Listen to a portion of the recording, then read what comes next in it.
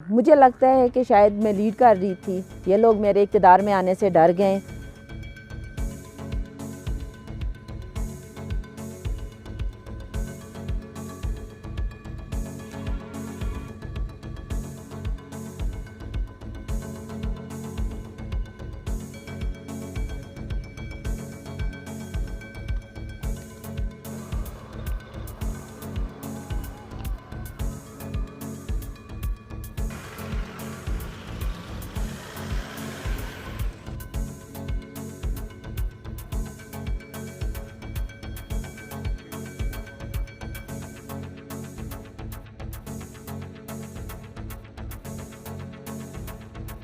Notice आ रहा है कि जो फॉर्म 6 है उसमें मैंने कुछ गलत इन्फॉर्मेशन दी हुई है, हालांकि ऐसा कुछ भी नहीं है।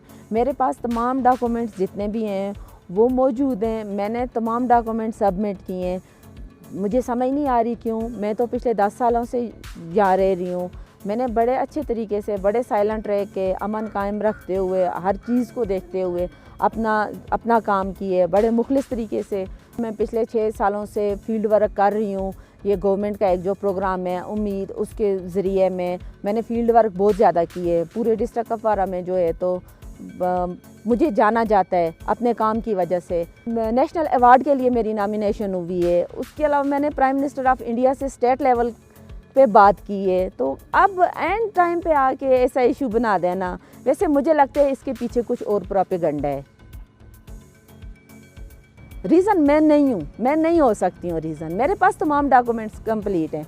मैंने जिस टाइम मैं वहाँ से आई, उस कश्मीर से मैंने उधर से मैंने ग्रेजुएशन की थी, यहाँ आई मैंने पोस्ट ग्रेजुएशन की यहाँ पे। तो मुझे नहीं लगता कि मैंने कुछ गलत किया है। अगर आप लोगों को ये कुछ करना था तो बहुत पहले से ही मुझे रोक देना था, मुझे इलेक्शन नहीं लड़ने देना था। मेरी पक्की उम्मीद थी। मुझे तो अब 100% जो है तो श्योरिटी हो रही है कि शायद मैं जीती हुई थी, इसीलिए इतना बड़ा इशू बन रहा है।